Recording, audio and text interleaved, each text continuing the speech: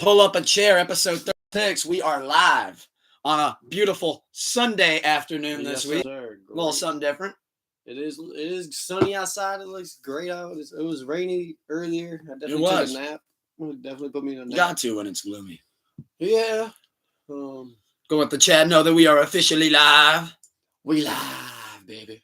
Now we can swear because we're past 22 seconds. Look at that. That's fact. Yeah, now we can put those seconds went by quick. Isn't that weird? Ain't that about it? 7 seconds, isn't that? Well, Pull Up a Chair, episode 36. If you don't know, now you will. Let's make sure that they are acquainted with the faces and the names that are associated with them. To my left, I got my amazing co-host, Super Fried Snooker, off the top rope, off the 24-foot ladder. What? My God Almighty. God Almighty. He's been broken in half. Good Super Fried Snooker, good brother in the house in the Thunderdome. And you got El Tucker Tente, the ultimate motherfucking sensei, the one who, of course, taught Bruce Lee everything he motherfucking knows, a.k.a. Space Mountain Stoney, a.k.a. Stony Montana, a.k.a. Young Dumbledore, the lyrical wizard, a.k.a. Edward Swisherhands, a.k.a. Burgundy. Why? Because they sleep on your boy. It's Mr. Keep the Love High and the Hate Low. Call me anything you will, just don't call me broke or sad. Oh, it's a beautiful Sunday afternoon. Yeah, it is. From a sleepless Saturday to a sleepless Sunday. There we go. Well, how have you been doing all week? How was your weekend? This is tobacco, YouTube. It was Don't great. you forget. We got the motorcycle started finally. Yeah, I saw the video. Motorcycles another week closer to being up and on the road. I mean, illegally, it could have been on the road today. I could have rode it here. It was sunny. I didn't see any rain in the future forecast. I thought about it. I wasn't going to lie. But then you're like, maybe I should play it safe. Yeah, I'm not trying to have that bitch towed as soon as I get started up. That's it. And I got a small fuel leak I got to figure out. So I didn't want to get here and not have gas. Go out there and your whole tank's just on the ground. That'd be sad. Like that. But it's I'm pretty sure I just got to tighten a few bolts and that fuel leak will stop. Tighten a few nets. Yeah. Nuts and bolts. Good old nuts and bolts. That's all. Good old nuts and bolts. All right, that's a mechanic's life right there, baby. Is everything going good with the bike? Oh, it's going great. Oh yeah. I mean, you saw the video. Oh yeah, you looked ecstatic. Yeah, there was a moment where it was about to start, and I wasn't like I could have held it, but like when Vince looked at me, like we were both like, "Oh shit!" It was an "oh shit" moment. It's about to start. Like, oh, it's about to get going? Yeah, it's like, oh, it's finally like... Hell yeah. Cool. It was a big-ass relief. Good shit. Well, anything else exciting this week? Nothing topping that. Nothing's good. Yeah, I mean, I didn't think that. I know that was a good feeling for you. Yeah. Like, past couple of weeks, it's like, I feel like we're getting consistent bike updates. I love it. Yeah, boy. We're getting what like every episode, we get a step closer. And now it's just finishing the cosmetics on it. I'm going to get some mirrors so I can actually, like, have some mirrors. And I'm going to get some ones that have some turn signals. It has no mirrors on it right now? I got one. Oh, who needs a mirror, right? I mean, technically, I can look over my shoulder. Like, what the fuck? It'll be all right. Yeah, I'll be straight. But it's a lot easier with a mirror. Yeah, I just getting a high speed on the highway and you got to yeet your head around while it's windy. So I plan on getting ones with the turn signals on them just to make shit easier. Be safe on that thing, brother. Always, but we having fun now. You just got to watch out for those other idiots on the road that have no regard. Oh yeah, it's like Frogger. I was a beast at Frogger. Let me tell you. Let me tell y'all. You'll see a car start to do something stupid, and you're like, fuck. Well, you got two options. You slow down, let the idiot get farther away, or you vroom vroom, you can get past it. Skeet by him. What you gonna do? I'm going past you. You'll have to put some fun options there. Yeah, my option is I'm going past you. I don't give a fuck. Well, good shit. Yeah. And fun fact, I believe there's no chase policy on bikes in Ohio. Yeah. With police. They just tip off the guy that's ahead. Yeah, they try to. Oh yeah. Try to stop him. Yeah, they try to get ahead of it. All right. See if I'm not doing triple digits. Just kidding, y'all. Just kidding, you two.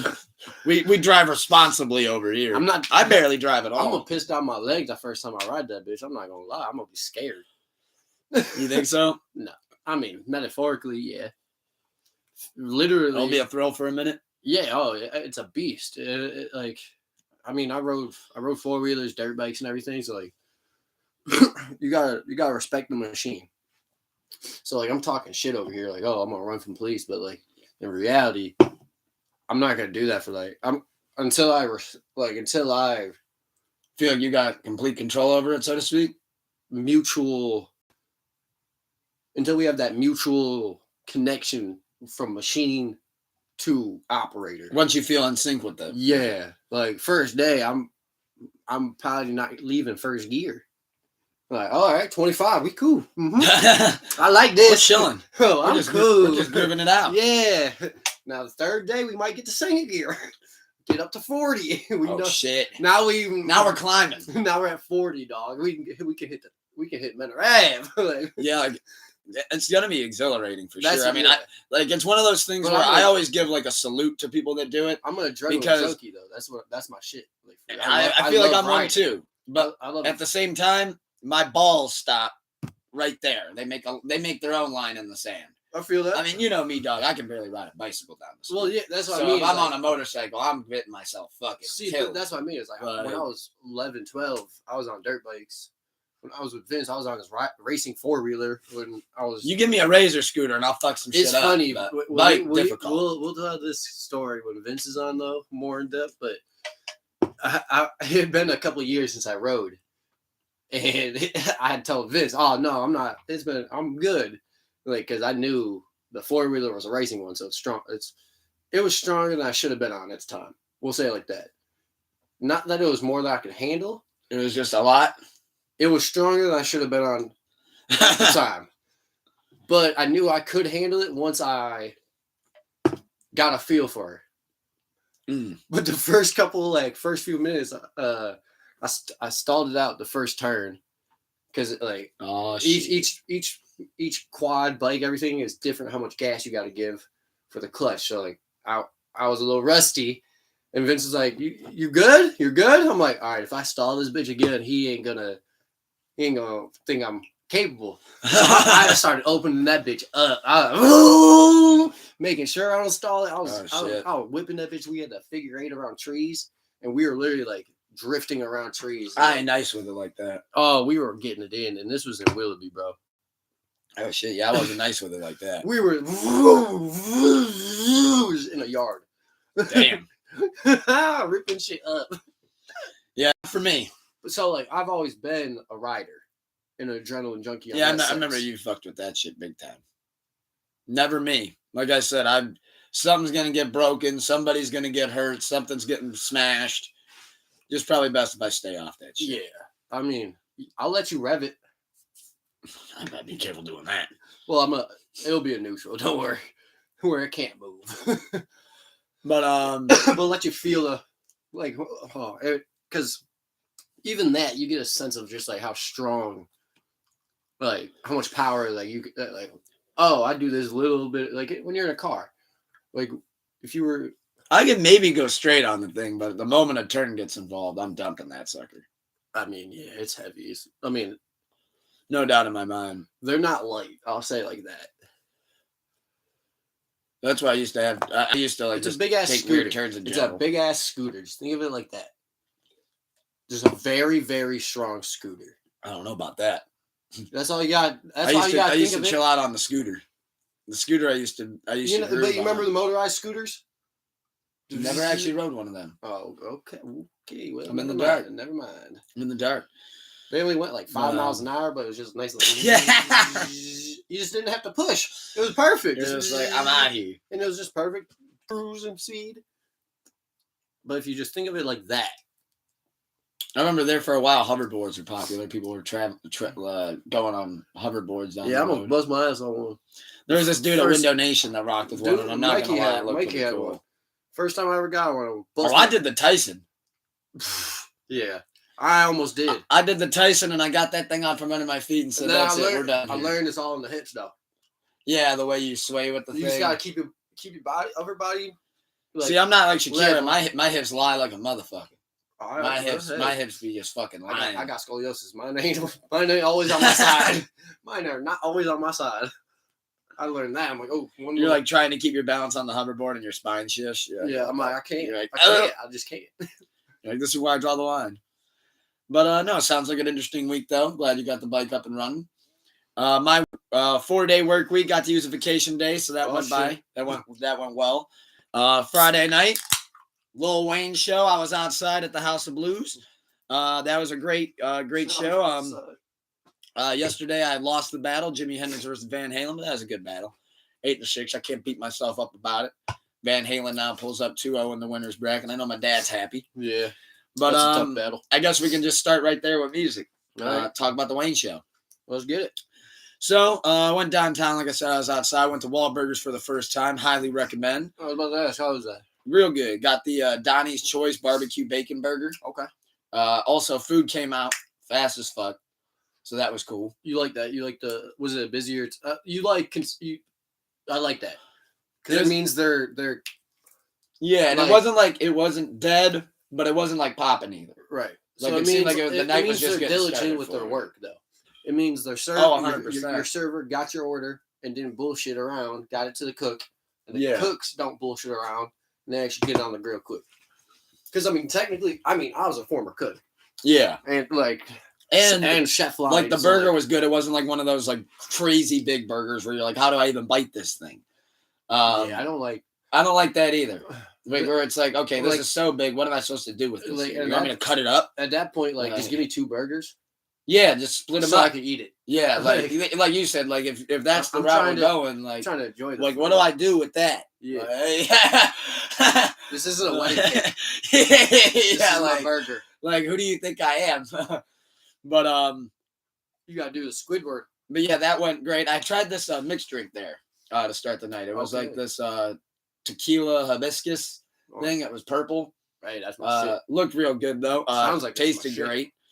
Went down smooth. Then we popped on over to the corner alley. Always recommend, right next to the House of Blues.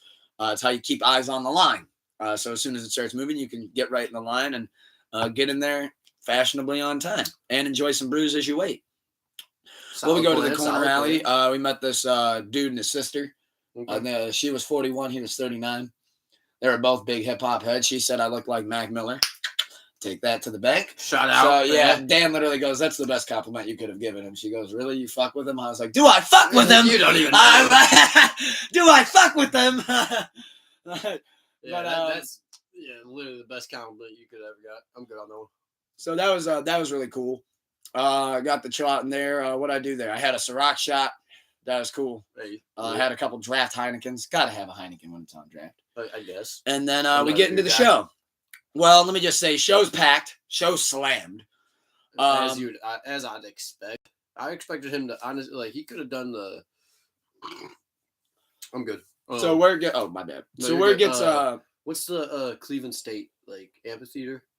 Tower City. No. Wellstain. Yes. Okay.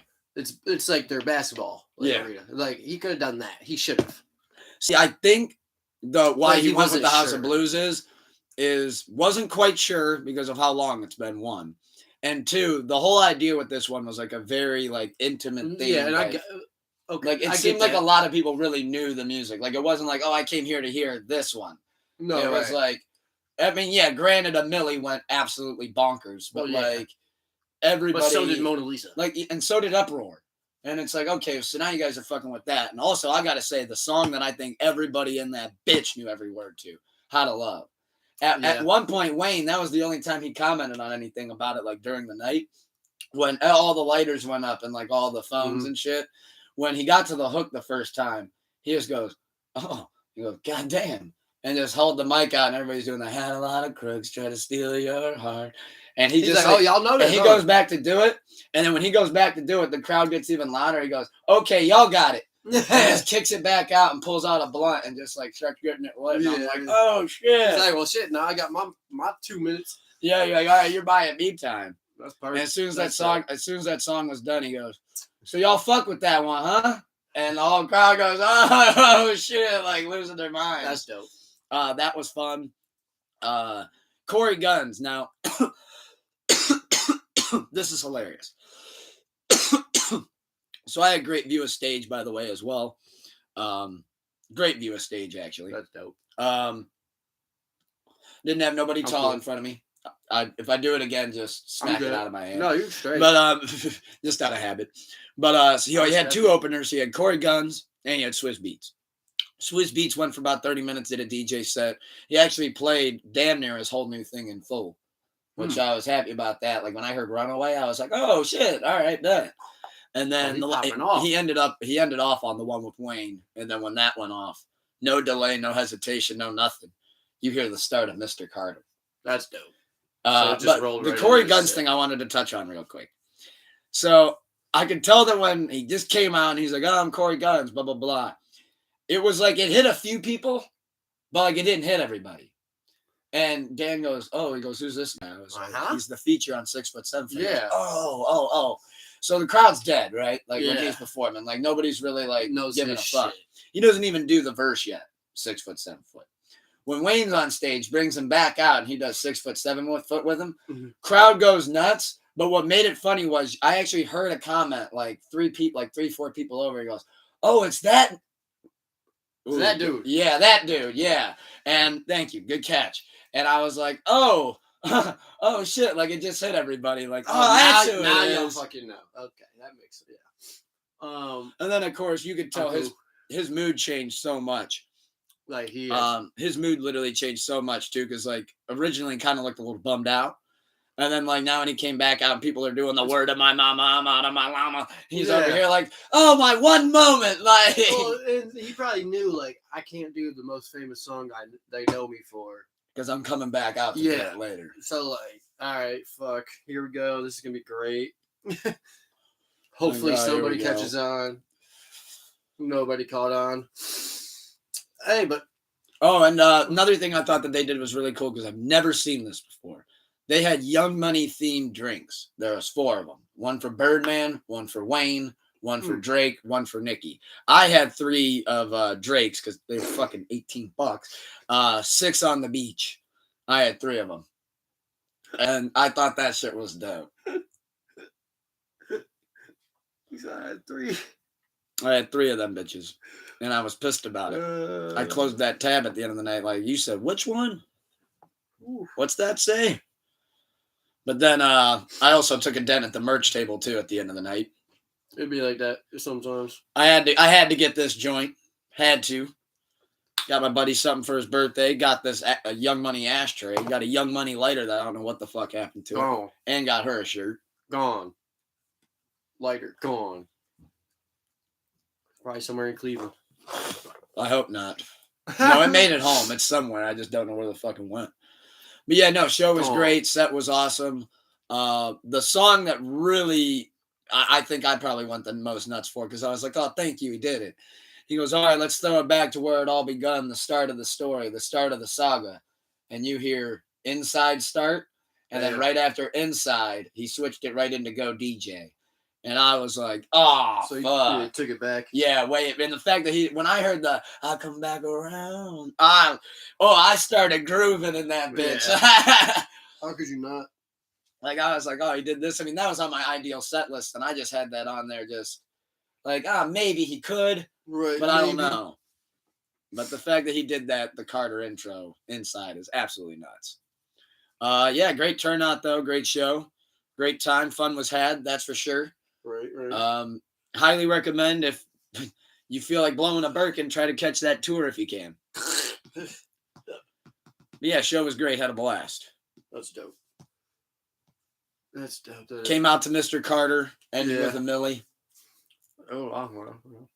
Only did 2 mixtape joints, Watch My Shoes and Kobe Bryant. Which I was surprised about the Kobe Bryant. Not going to lie. But he re-released it. Like, yeah, and it caught fire. Yeah. Well, I mean, I'm just surprised that he stuck to Just No Ceilings. I mean, like, I guess we could have got. Trying to think. Well, he did No Worries. Does that count? I know that was on D4, and then it went on to an album. Probably. I mean, all depends on how you see it. Or then Swizz Beatz killed that opening set too. That was a great show, great lineup too. Like I said, Corey Guns was. I mean, it's Corey Guns. Nobody there knows the lick of the music, and it's unfortunate. But don't get me wrong, it's unfortunate. Like the one song, I mean, it sounded all right. It really did, but it was just like something about it's just not it. Yeah, he's known for 6 foot, 7 foot. Which again, I feel bad for him. I do. Like I couldn't imagine just being known for just that one thing. But hey, it's a great fucking verse. Made a lot of money off of it. Yeah, I'm sure he's not too. He's like, what are you sad for? I'm fine. I'm chilling. Every time somebody streams that motherfucker. Like, I'm doing all right. I'm sure some people knew his shit there. But I mean, he had a T-shirt at the merch stand. Right. I mean, didn't see anybody wearing it. He's not just underground, but he's. Swizz had CDs and vinyls. I just didn't feel like lugging around a vinyl. That's dope, though. I already had to put the T-shirt in here with my ashtray and my lighter. I looked like I had an extra 30 pounds on me all night. He said if I had a vinyl, I had a freaking bulletproof vest on. Just put it under the shirt. Somebody, bah, goes to stab me. What the hell? Not my vinyl. Yeah. Yo! You should have just stabbed me for real, man. Not my vinyl. Like a knife stuck. This is crazy. But yeah, no. My vinyl. 5 out of 5 show. I'm glad I can put that as a notch under my belt. Second time seeing Wayne. First time was hilarious. Only had fucking e-cigs. Yeah, that was literally the weed fell through. Only had e-cigs that night. That was me and Jim at Blossom when he came through with fucking 2 Chainz and Tyga. That was in like 2013. So yeah, Wayne's show went great. Did you happen to see Kendrick Lamar's fun stat that just came out? Mm-mm. Officially has the highest grossing tour for any male or female hip hop act in history. Highest grossing tour. In fact, I think that might go highest ever just across all genres for a male. So, hey, I don't have the stats right in front of me, but dude, it is crazy. It's like 73. In fact, here, let me sound like a good journalist. Let me come with the facts. I mean, he's a phenomenal performer, so. Let me come with these facts. He doesn't just do, like, if you go see him, he's giving you a show and performance. Yeah, like, even on that Damn tour, because, like, I've seen him twice now. I saw him on The Good Kid, and I saw him on the Damn tour. That Damn tour was, like, because I'm not going to lie, The Good Kid, Mad City show was, right. You know, he's new. Yeah, he wasn't fully Kendrick the superstar that he was by the time Damn came out. Right. And that Damn tour, like when he comes out and he's all chained up and shit, it's like, oh, fuck. Different. Yeah, like this is wild. Like now there's a car on stage with a green screen. And they're talking about he's like after that performance and shit, he's like doing magic and shit in London or in France and shit, like just appearing out of nowhere. People are like, what the fuck? Yeah. Oh, yeah. On that tour. Yeah. On this tour, actually. Yeah. Yeah, Kendrick Lamar's The Big Stepper Tour by the numbers. Here you go. 73 shows, 929,000 tickets sold. Jesus. Netting a total of $110.9 million, making that the highest grossing tour ever for a rapper. Damn. Well, I just got to say congratulations, Kendrick. You fucking deserve it, man. And I think what makes it even better, and I have to say it, wasn't this all from an album that people supposedly didn't care about, hated, didn't listen to, weren't interested in? Yeah, it wasn't his best. No, 929,000 people were interested in it. But they're also you're spending a whole lot of money on those tickets. Yeah, but you're not. It's not, even if you didn't like the album, you'd still go for his performance because you're not just getting that, and you're getting a performance, not just. Which when I ended up looking into it, he went for like 215 most on average. Okay, he still won. I opened Instagram and saw Jimmy Butler roll his ankle. Oh shit! Oh no. But yeah, no, I was really thoroughly impressed though to see that like Kendrick pulled that, especially amidst all that. But he's like, I would have thought Drake had that. He probably had just Drake. Yeah, that was one of the other names. It was him. Jay-Z on the 444 was up there. I believe that. Another great performer, though. Like, it was a performance. Yeah. It wasn't holding the mic and just rapping exactly. the words. That's what I mean. Is like, when you go see a Jay-Z, a Kendrick, a even if you haven't liked their last 2 albums. Like when he started taking off that jacket, he goes, "All right, Cleveland." When Snoop came with Wiz, I seen Wiz 4 years in a row, and I was like, man, I don't give a fuck about seeing Wiz right now. I literally went because I was like, this might be my only chance to see Snoop again in person. And it was phenomenal. Yeah. But like, I wasn't interested in, like, I still fuck with Wiz. But if Snoop wasn't the next year, when he went with Blink-182, did not go. Fallout Boy. Or yeah. Sorry. I went to that one, and that was a very weird atmosphere. And I didn't go because I was like, man, I've been fighting. Dude, I've never seen a show with more fights. Like, literally, people were fighting so bad because what would happen was the cool kids, the Wiz fans, were making fun of the emos. Yeah. And the emos were making fun of the cool kids. And then it would be like you said, it would be like, oh, the cool kid's just thinking he's getting mouthy, while this one's like, I cut myself for fun, dumbass. Like, let's fight. Like, you're like, oh, shit. And then, I forget somebody, like, it happened, like, pretty close to me, or somebody said some shit, and it's just like, oh, what the fuck. But yeah, it's, yeah. But yeah, you know when you're seeing, like, a great performance.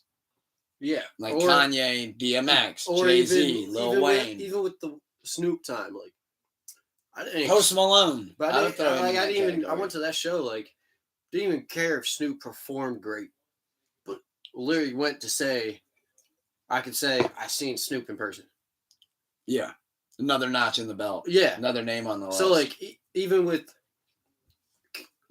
Kendrick's tour this time, people were like, if they didn't like his last 3 albums, they're like, well, I'm going because I have to see Kendrick perform. And I have to see him perform. I don't give a fuck what it is. He's going to perform. And what really kicked me into the overdrive with it is I used to do that thing that, trust me, I know everybody's infamous for it. Should I even still do it every once in a while? And then I hope I don't have to kick myself for it. But Mac Miller, I always kept doing I'll see him next time. Yeah. It's not really looking good this time. I'll catch him next time. He tours a lot. And I did that too many times. Yep. And I missed the window. That's why when DMX was coming through to the House of Blues, I was like, I did exactly what you just said with the Snoop thing. I'm like, I'm not trying to put anything out there, but this might be that last time. Who knows? You're right. And sure as shit, I go to DMX not even 8 months later, and I'm like, oh, why would I have been mad at that one? That would have been another one all over again. So I was glad to be like, all right, I know I made it to that. So it's definitely like you can't just base off, like, for like those top elite people. You can't just be like, well, they didn't like their last album, like, because they don't give a fuck. And like, you know, I know a lot of people say Playboi Carti's a good performer.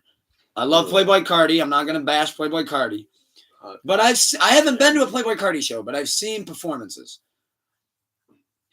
I mean, he's not really doing much. He's just kind of he's jumping around. He's got a lot of energy. He's jumping the fuck around. I mean, he's hops like crazy, but he's just like kind of just bouncing along to the music already playing. Even like if you went there and didn't know who Playboi Carti was, never seen him a day in your life, you'd be like, okay, that's the hype man. Where's the artist? Right. And then you'd be like, oh, it's the guy jumping. Okay, got it. Like, okay, he's not singing a song, so I didn't know. Like, he's just more, because there's an in between the ground. That's which I actually heard J. Cole mention that in an interview. He's like, there's a big difference between jumping around and showing how much energy you got instead of placing that energy into making a great performance. Yes. He goes, anybody can jump on the speaker. Like, because MGK is the second best performance I've seen behind Jay-Z. But wow, MGK, he's one of the most that's actually a best fun performers I've seen. He's all energy all the time, bouncing around, doing shit, climb shit, but he's still involved in his song. Yes. So like, I've never seen MGK. I've seen him pop out at shows, but I've never actually seen him. I've seen him live 4 times. And one time, House of Blues, this man climbed up, hung upside down, while performing. Like, I think I remember you having a video or a picture or something. Yeah, he was climbing up the light fixture, still performing, almost slipped. I saw Hobson kind of go for that once, actually. He literally almost slipped. Security's like underneath him, ready to catch him.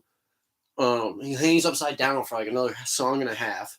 Like, knees on the thing, singing every song, not just like hanging there bouncing, still singing. And then when he gets down, there's a intermission for like 8 minutes, He's they're like, telling him to chill the fuck out. yeah, he later comes back out. He's like, yeah, they said I can't do that shit again. And I just told him I'm going to pay whatever the fuck I got to pay because I'm going to perform for y'all. Because I love y'all. And this is my city. Oh, Blah, yeah. blah. And literally, two songs go by. He climbs up to the second level and hangs upside down up there. He said, oh, y'all don't want me hanging upside down? Bet. So Let me go higher. You actually posed a good question there, and it just hit me. What's your top 3 favorite performances? Like, performances. That I've seen?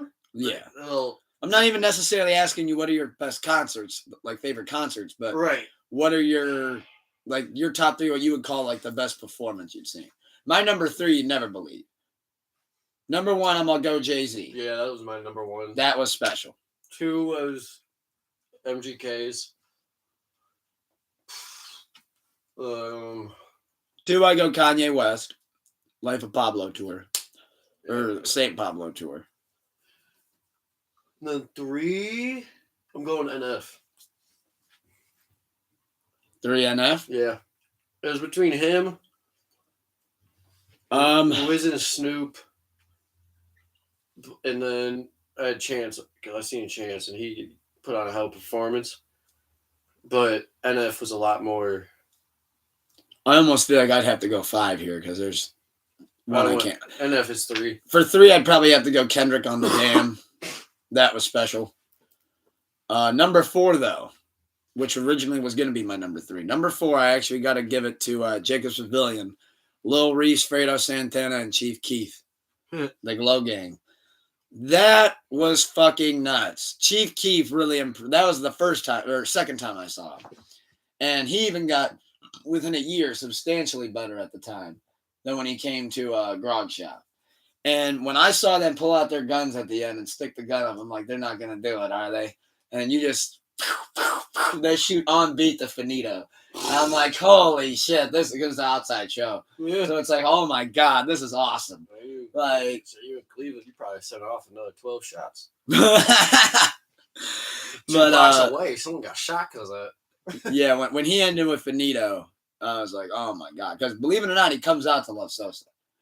Both times. You just hear, motherfucker's always in the barber shop. And even that, the second time I saw him, they had him on the screen. And he was smoking this big-ass backwood. Well, as he's walking to the stage, the camera guy's following him. Right as he's getting ready to walk up the steps on the stage, he flicks the blunt, flicked it perfectly. It bounced right off the lens of the camera. And it's like, okay. Oh, God. Practicing that one, huh? Yeah. Oh, God. Yeah, that had to be mad rehearsed. And you could tell he was super close, too, to where, like, it was kind of an easy target. Like, look cool as shit, though. Oh, yeah. And I did not think that man would have that kind of energy, you know, getting to, like, for example, he jumped into the crowd at one point. But, like, what I mean by jumped into the crowd, he didn't crowd surf. He, like, got down off the stage, got one leg over the railing, and started actually walking into the crowd. And I'm like, Sosa Chamberlain. That's what MGK I'm like, does. holy shit. MGK does that like damn near every show I went to. He was in the crowd jumping around with a group, you know, kind of like moshing with them while singing still, and then hanging upside down with the fan, like. And then 5, I do got to give it to Travis Scott. Okay. That was just fucking mayhem. Like, and at the time, I actually enjoyed it. Like, now I don't know if it's my thing. I probably wouldn't rush the stage, but it'd be like that sometimes. That turned into fucking mayhem. Hey. He's over here running and jumping off the bird on stage, landing into the crowd, jumping like fucking 15 feet. Yeah. I'm like, dude, your back has to be killing you to try to stick that landing on hands. Like, surprised he didn't get back on stage. Like, bad idea. Who has the nails? Who stabbed us? Oh, that was a crazy show, though. He had that big fiery ass bird spitting fire, having its wings go up and down and shit. That was in the Birds in the Trap tour. I remember, though, it had the weirdest opener, Khalid. Like right when that American Teen album came out. That is a weird opener for God. Yeah, shout out to Kendrick for killing it on the Mr. Morale tour. Highest grossing rapper tour ever. Yes, sir. Much congratulations to Kendrick Lamar, Cornrow Kenny, K. Dot, Kendrick Lamar. I'm not surprised though. No, I'm not either, especially with like how his performance just seems to evolve and evolve. I mean, for God's sakes, the man's disappearing. Yeah. Like he's disappearing and doing magic. Man doing Houdini shit. But before we get off music, we do want to talk about the new music reviews and go over what came out. From what I saw, it wasn't too much. I know Jack Harlow dropped unexpectedly. Yeah, I gotta listen to that. I gave it 2 listens so far. I have not listened to it at Definitely not what I expected. Very pleased. How'd you feel about Miguel's single? Did you check that out? Nope. I haven't listened to new shit. Well, I really fucked with the Miguel. I thought that was really good. Happy to see him back and popping. Conway the Machine dropped a great record with Jay Skeese. First single off of his new album, Won't He Do It? It's called The Chosen, featuring Jay Skeese. I highly recommend that one. I did listen to I Want a Ferrari with Wiz and... I have that in my library too. What'd you think of that? It was alright. I thought that was a nice chill song. Good smoke record. Did you listen to Scent Rock by Lupe? No. That was really good. Not like A+ Lupe, but B- Lupe, which is still great. Please Take a Step Back, Snoop Dogg and Gary V. Did not hear that. What'd you think of that? It's definitely a Gary V sample, and that man just said put me as a featured artist. It's literally like cut out from an interview, and I was disappointed when I saw Snoop and Gary V because I was like, oh, all right. Gary V is smart enough to come up with a few bars. Yeah. So in my mind, when I see you as an artist, you're like, okay. And then Snoop could finish off with another 3 bars, so you got a nice, yeah, if need be. And then you're like, okay, well, I got. Oh, this is just a fucking sample. Oh, okay.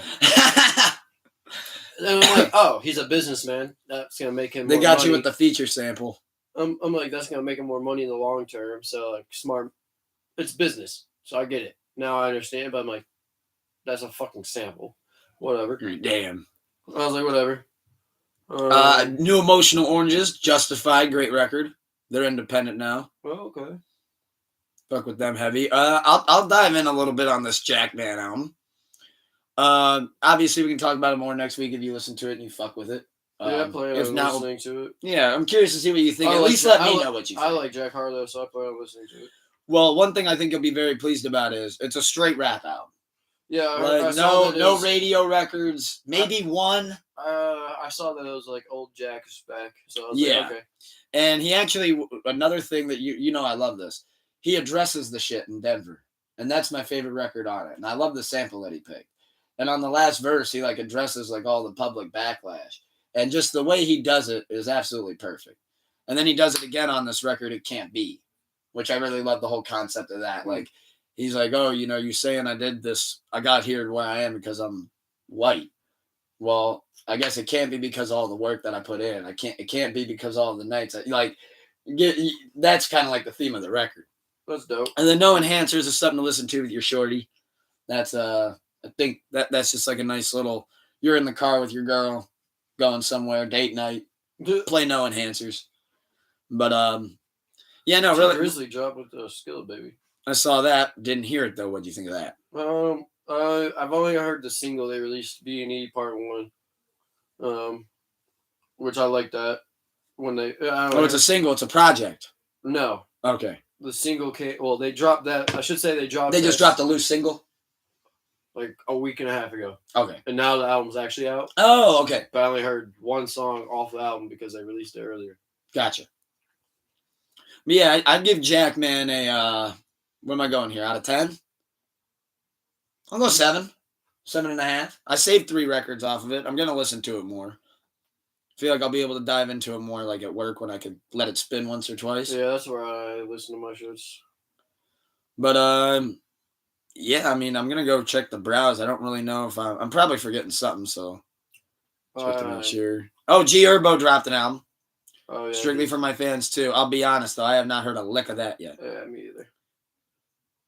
Usually I listen to it all at work on Fridays, but I was not there.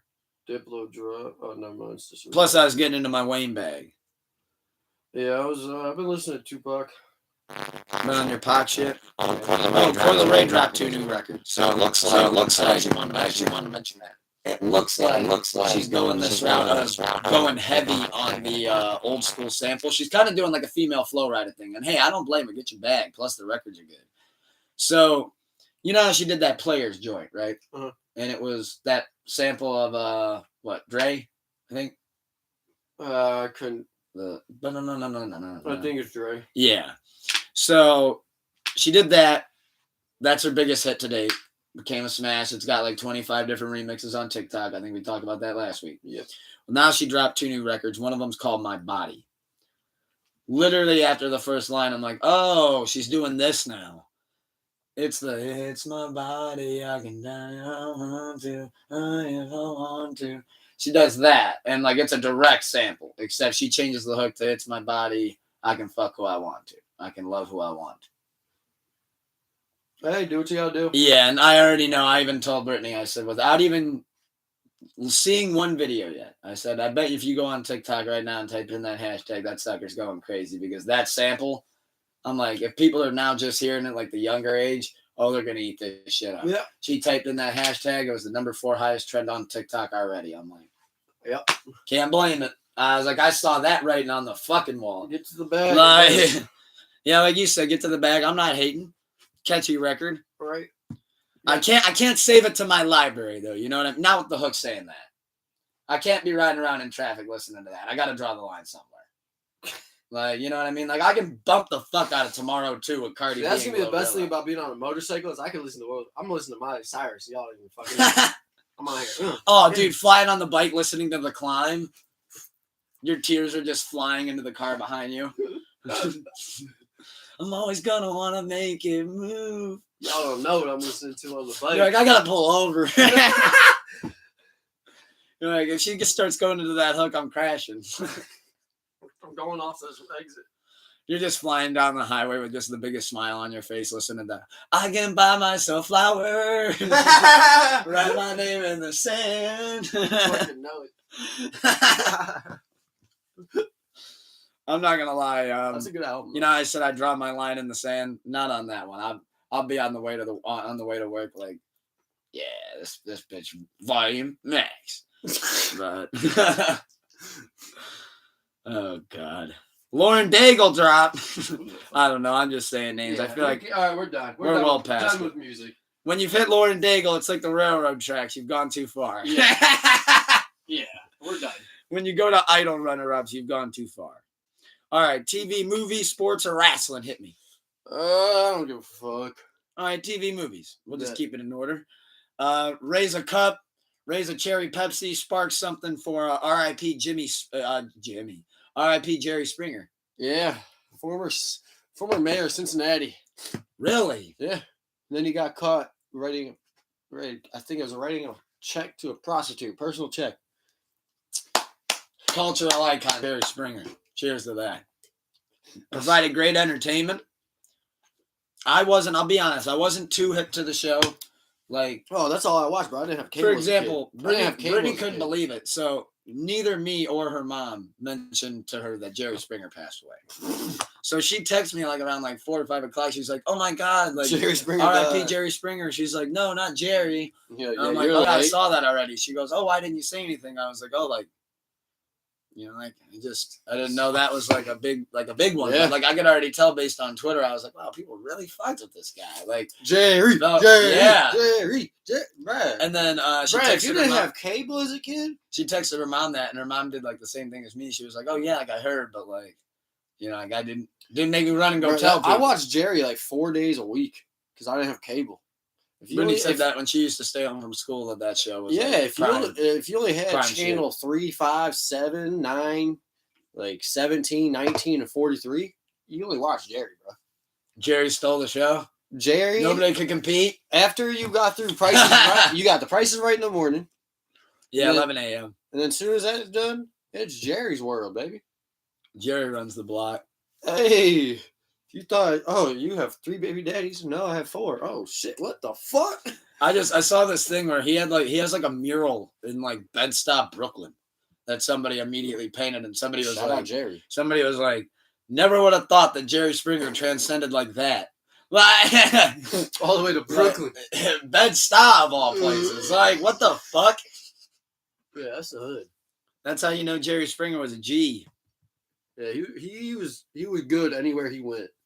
He did not. That's so weird to think. That man, bro, he was like he can walk through Bed-Stuy and people be like, "Hey, yo, Jerry, Jerry, Jerry." It's like Bill Clinton, but it's like Bill Clinton. He'd go to any hood and they're like, "Bro, this man got head in the Oval Office. You good here?" And then went on TV and Jerry got caught giving a personal check to prostitution. He really as a mayor said, "Yeah, I get my dick sucked here." He would have cleaned up with a Venmo. With cash. There's just cash. Just use cash. This man just like, I like writing checks. Ha ha. Signing them Jerry Springer. Bitch, you just got sprung.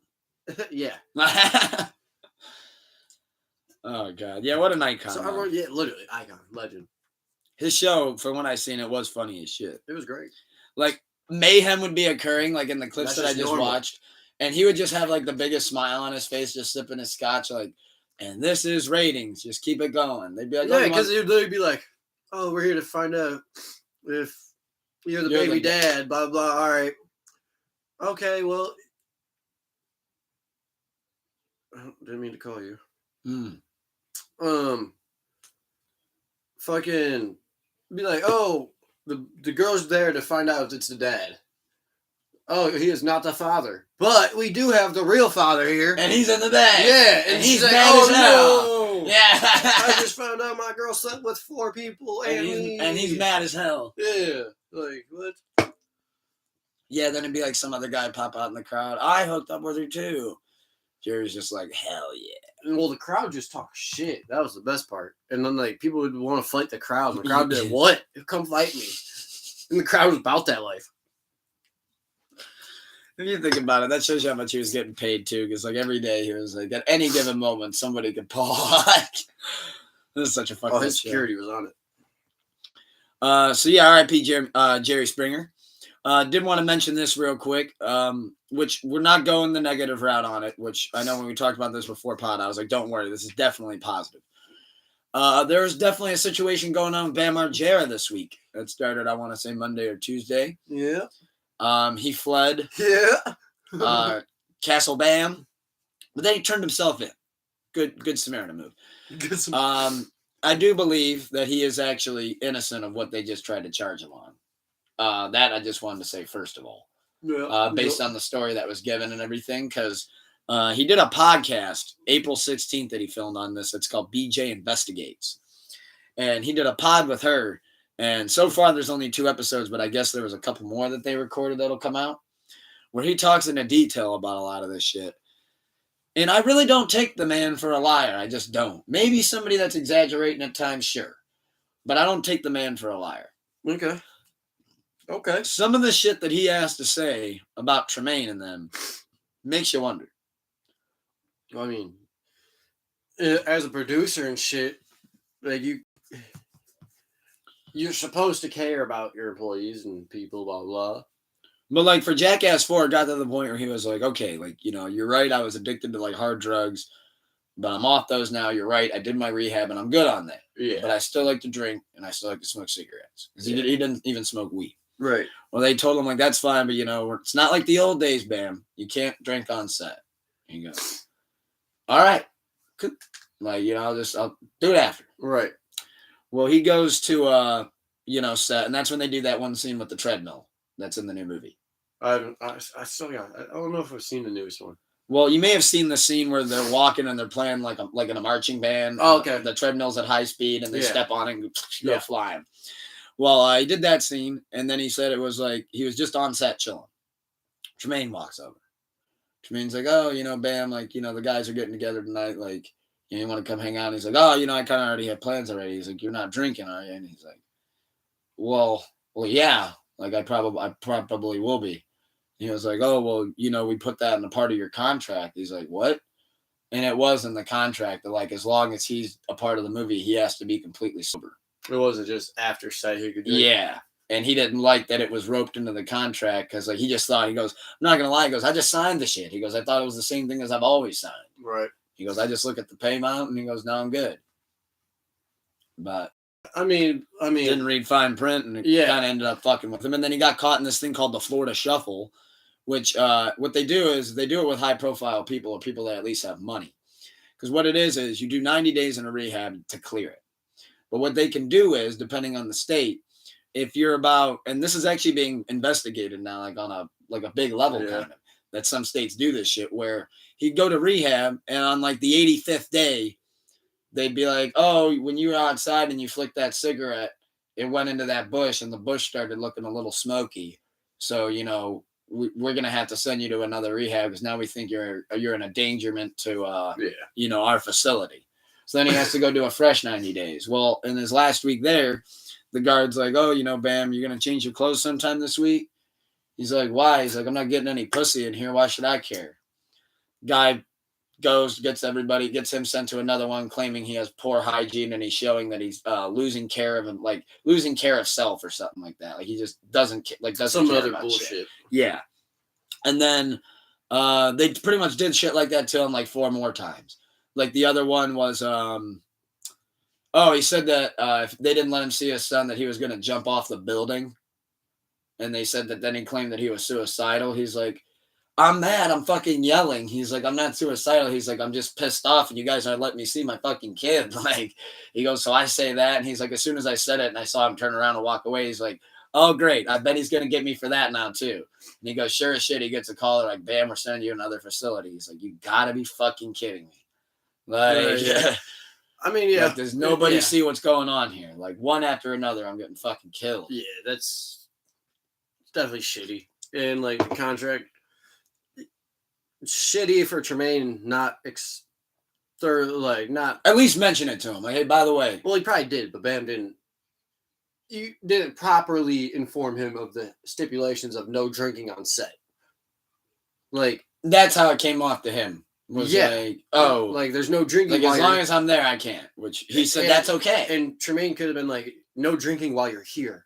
And I think everything would have been fine. I literally think everything would have been fine. No, but Bam could have been taken. That could have been the exact words. No drinking while you're here. So not just on set, but while you're here filming the whole time, you can't drink. But Bam, we don't want you even showing up. Bam only took it as, oh, while I'm here on set, I can't drink. So once I leave, you guys can't do anything. Yeah. But in reality, Tremaine meant, no, you have to be sober the whole. Also, the other thing that he mentioned that I thought was a little soft about Johnny, because it's like, it just seemed weird, but I know some people get it. But so Johnny Knoxville quit cigarettes, and he said that he didn't want to see Bam smoking one. It was something that he had mentioned, because the producer told him, like, oh, Johnny doesn't want to see, like I smoke. That's how, I mean, yeah, if you're true friends with somebody, that's the respect. That's like, oh, if you gave up drinking, I'm not going to bring two bottles and 2 beers over and just be like, oh, what up, bro? Like, no, I'm going to be like. I guess that's a good point. That's like, yeah, I get you're an addict too, Bam, so you need to smoke. So don't do it around fucking Johnny. Yeah, like Johnny just doesn't want to see you do it or smell it. Oh, so you can't go 150 yards away from my man Johnny Knoxville to smoke a cigarette? You're a douchebag. Sorry. That is a good point. I'm not defending that case at all. Like, normally when we're down here, I walk to the other side of the room and I smoke one. We're just trapped here. Like, now if they say you can't smoke cigarettes at all while you're here because Johnny doesn't like it, that'd be like, okay, well, now Johnny's the douchebag. Yeah, because it's like, well, now I got to. Or if it's only Bam singled out, like, oh, Wee Man can smoke cigs, but Bam can't. Like, yeah. Wait a minute. Now I'm punching Johnny in his fucking throat. Because it's like, oh, shit. Now you're just picking me out. But, like, if it's just, oh, Johnny doesn't want to see it because his temptations he'll cave in and want to smoke.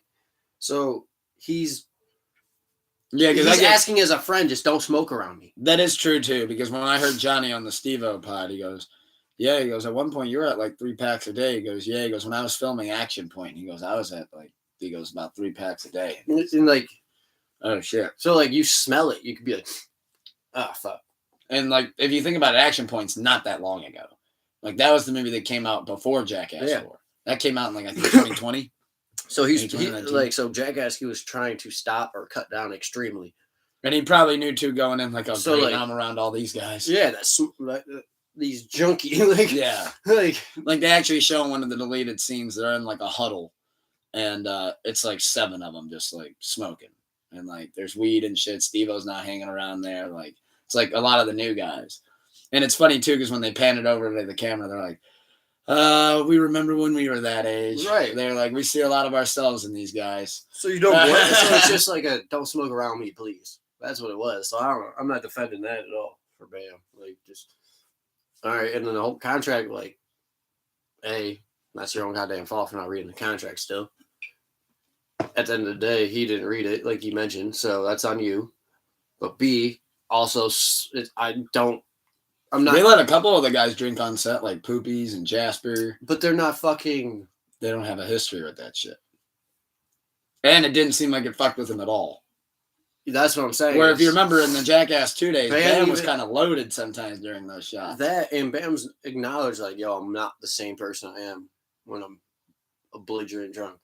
So I shouldn't let myself get there. Cool. We agree. No drinking on set. Perfect. I'm not allowed to go have a few brews after, though. In my house. Like, Well, we put it in the contract because we don't want you having 5 and getting mad about something and coming to blow us up. Well, I didn't know it was in my contract. You didn't read it? Well, no, you didn't tell me. Well, bitch, I'm not your fucking dad. A. B, and I'm not your fucking lawyer to read this shit. Like, that's a good point. So, like, yeah, I feel for Bam because, like, it's shitty, but all right, you're filming 12 hours a day, right? Yeah, that'd be about the... Give or take 10 to 12 hours a day. Go home.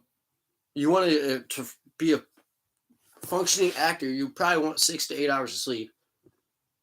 And doing that shit, too, you Oh, can't so show now- up hungover. You'll take a hit and fucking puke. And that's what I mean. Now Bam, so it's like if you think about it, they couldn't let Bam drink. He has one bad night with 5 beers, gets too fucked up, goes to the new guy, says, "Oh, you're only here because of us." Like, And bitch, then now you're he's old starting now. shit. Like, Which I will say that was one of my favorite things, real quick, about the new movie that I thought was actually cool. it was a great transition. Was when the young guys were taking those hits. There was even a couple times they're like, you'd say like Danger Aaron or Knoxville, just be like, oh, I like, remember that. damn, Yeah, like, oh yeah, like, oh, I remember that, but like, can't do it anymore. Yeah. Shit. like past my days. But Poopy still, he moved out of the way of the bull, because Johnny was like, he goes, any of you guys want to do it? Poopy goes, all right, Captain. He goes, I'll see you. He goes out there. He goes, remember, he goes, your first instinct's going to be to move out of the way. He goes, all right. He goes, you just got to kind of close your eyes if you start to feel that. Poopy's closed his eyes, and at the last second, he goes, I can't. He moves out of the way and jumps the fence. He's like, I can't do it, dude. He goes, when I started to hear their feet coming at me, Well, that's that's like, I can't do it. a different fucking beast. Yep. And he goes, that's why you're the captain. He goes, I'm not proud about it. He goes, how does it feel? He goes, feels like you're getting hit by a bull. Literally. Like, yeah. Which that was the last time he could ever do it, too. Oh, yeah. Because he had to jump into it because he didn't want to get hit in the head. And guess what? He comes down and lands on his head. They almost died. They're like, oh my God, Johnny. They're like, he's out cold. Yeah, he got fucked up. No, I'll highly recommend that, though. I'm surprised you haven't seen that I think one. I have, though. One of those movies that maybe was a late nighter and That's what the head was nodding. Yeah. Well, another thing I wanted to talk about before we leave off of TV and movies, which I'm actually interested to ask your speculation on the plot, because I feel like the year is also going to play in factor here. I don't know if you saw this, but holy fucking shit am I hyped. New Final Destination in the works. They're rebooting them. But it's not like they're rebooting them. They're just keeping the series going again. Like, instead of like that last one that was supposed to be it, now they're just doing Final Destinations. I think it's Final Destination. I'm not sure. 8? I think this is 8. That's I think I put the number in here.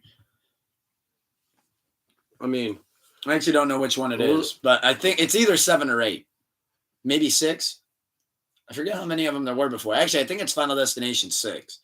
Well, anyways, though, it's officially in the works. It's confirmed. They're almost got the official set cast, and they're going to start getting it into, and then you're going to start getting a trailer. I think they said they want this to come out of Halloween next year. It's kind of like the time frame, or summertime next year. They said sometime in that frame. But holy shit, am I pumped. yes. My question is, if we were to speculate on the plot, if you were to get the Book of Snuka out and put on the bifocals. See if you can feel it here. I would have to watch the other ones though. Well, I can refresh you on what they were, like the stipulation, so to speak, like what they've done. Because this is my first thought that I actually had. I was like, I wonder what's going to be the big tragedy now, like the thing that they avoid. So in the first one, it's the plane. In the second one, it's the highway crash. Right. In the third one, it's roller coasters. Right. In the fourth, I am pumped for this though to come out. Oh fuck yeah! In fourth, it's the racetrack accident, and then number 5, it's the movie theater catches fire and explodes. Oh, and then there was so this would be 7 because in 6, the bridge collapses. That Golden Gate Bridge collapses. So in 2023, what do you think the plot would go? What's the accident? It all depends, like how they want to do it, though, because they could take it back old school, and you could have like huge traffic pile up out of nowhere. I'm telling you, I might have. You said a huge traffic pile up. That would kind of almost be in 2 though. But like, remember, how, 2 was just the log came off the back of the truck and then starts everything. Right, but imagine there's like a huge fog and there's just 4 semis stopped. Boom, boom, boom, boom, boom, boom, boom. 80 cars out of nowhere. Like fog or like a heavy rain. Yeah. And then like all of a sudden, like when it brings it back, like for example, like it could be them driving and then all of a sudden it starts to downpour and like, the driver will say that one line of like, oh fuck, I really didn't want to get caught in the rain. Yeah. And like some bullshit. He'll be like, pull over. Like or I can see that. That's a good one. I can picture that. Because then, like, they pull over and she's like, "Oh my god, what are you talking about? Why are you freaking out?" And then all of a sudden, you just hear like, boom. That or like, all right, hear me out on this one. All right. It was kind of a younger crowd in the first one and the third one. It was kind of like younger people. Like Final Destination 3, it was like fresh out of high school. Final Destination 1, it was like college trip. Yeah. I think they're gonna do something like that again, but. School shooting. I don't think. Yeah, I'm going the exact opposite of that. They're not going to go that route. They'll get immediately canceled. That series would. You think that's too far? Yep. You can't. Not in today's society. Like in my head, it was like kid walks out of class. Yeah. Like gets mad at somebody. There's an argument. Walks out of class, and the kid's like. If anything, they'll go back to a plane. Like having to guess the right seat or something. I don't want to do a plane again. But there's no way in hell they're doing a fucking school shooting. Okay. I didn't know if that was too far or not. No way in hell. What about just like an attack in general? I don't see them doing anything like that's not what you're thinking. Okay, let me word it this way so I can just get my. That's like a different movie. Do you think shooting would be off the table? Just all in all, no shooting. Not like public, no. Now, if they're out in like, they could be hiking or something, and like, there's a fucking hunter. That's different. All right, I guess I'll give up on the shooting. Like they're like that. That's the immediate lane for we're fighting cancel culture. We're just going straight down the throats of like. All right, what about a building collapse? I mean, oh wait, no, that means other people. Oh well, no, that is part of the stipulation actually. That was like the guy like nods off at his desk, and he like wakes up and he like they wouldn't do like if it was a building collapse, it'd be like earthquake involved or something like, or a weather hurricane event. Like if they do some sort of mass casualty like that, like it's not gonna be a school shooting or shooting in public. Well, see, that's the other thing that's tricky too. Is like most of the time it's not like mass casualty. It's like it well, sometimes like in the first one, depending on how you look at it, the plane. But with the like shooting, they're not gonna do a public shooting or something in today's society. You can't. Like you're literally just asking cancel culture to come fight your movie because they'd be like, oh, they're exploiting it. I get that. No, you're just asking cancel culture to be like, oh, we're pushing the topic buttons. And it does suck that you like your first thought is automatically like, what can it be involving transportation? But that's always what it is. Like, Yeah, that's That's what it's like the focal Golden Gate behind. Bridge. They're on the bus. But then there's always the little shit in the movies too. It's like a Oh, fan blade or a ceiling fan. I see. I love that shit. Like the tanning bed one. Yeah, so it's like That's a great one. Are they gonna take it back to the more real shit like every day, where like you were looking at every ceiling fan for like 2 minutes, be like, that is wobbling too much. Oh, I think I know which one you're talking about. Like, then there was the one. I literally did that at every house I went to for like a year. Then there was the guy that was trying to escape down his fire exit, and it just and it went like all the way down. And it chin checked him, and then when he fell back, I think he he hit the ground, and then the ladder disconnects and falls and stabs right through him. Yeah. So it's like I literally checked every ceiling fan for like a year. Like, all right, that was your scare because it was so fucking real. You know the one that gets me, the dentist one. Yeah, it's just like the ones... I'll never forget. The dentist left the room for like 1 minute. He's like, "I'll be right back." I literally did not move a morsel of my body. I was like, "Nope," because like my mouth is all propped open with the ceiling fan. Like, it was just shit that could actually in real life happen. Like, yeah. Well, and see, Final Destination. No one in our generation drives behind a lumber truck. You see one of those bitches, you damn near get off the highway. Like, is there another route there? Because of one movie. And that shows you the impact. Because it could actually happen, and it's real enough to be like, I'm not taking a chance. Yeah, no, you see a car with that shit on the back of it. Nope. Skeet. The same with a wobbly ass ceiling fan. Like, yeah, you see a fan start wobbling. You're like, yeah. And even when I was younger, like 13, when I was actually looking at them, like, I didn't think I was going to die, but I'm not trying to get knocked the fuck out. How about when you're at a fair and you have those cannon things that shoot fireworks? Or just a fucking Ferris wheel that could just pop off anytime. Oh, yeah, fair rides? Nah. I'm cool. You can't be doing that. I'm cool. That's probably why I don't fuck with roller coasters. Well, I'll never forget this one. We're on shrooms, boomers. Me, Dom, Jim, Mark Marklin. We go to Cedar Point. Dom reminded me of this, too. Literally... We get there, everything's going great. We're walking into the Cedar Point, and Jim out of nowhere goes, "Any of you guys watch Final Destination 3 last night?" I did. And Don goes, "Why the fuck did you say that?" Yeah. And we're standing in line for the Millennium, and Dom's like, "I'm cool. I don't know, man." He's like, "I think I actually might be good on this." He goes, "Fuck you for putting that in my head." He's like, "I'm straight." We're like, "Really?" He's like, "Dude." He's like, "I'll just take a chance." He's like, "I'm going to get some food and wait for y'all." I was like, "Okay." And then, like, he finally loosened up and got on, like, more rides when he came down. But it was just so funny because he was like, all right, I'm not dealing with this. Not taking a chance. Literally just... I'll admit, when I was going up on the fucking thing. That's probably why, like... For a second even, I'm like... There's a 1% chance. Shit. Which, by the way, I do not recommend doing that. Because, first off, made us sweat a lot in that line. And two, we forgot about the lines. Yeah. So, the trip was damn near wasted. Because it was only on the Millennium and the Raptor that I actually felt effects. But that Raptor with my feet loose. For a minute, I couldn't feel my harness. Mm-hmm. And as we started to go down the hill, I'm like, oh no! Like, what am I hanging on to? It's time. It's my time. See. As soon as I'm going down the hill. But the adrenaline you get, though. Oh, God. See, now that's a motorcycle or something. When we went upside down on the track and I'm looking at the ground, I'm like, what is happening? I'm about to die. What if you're like right at the top of a loop and you're just like, fuck it, free myself? Well, then you're dead.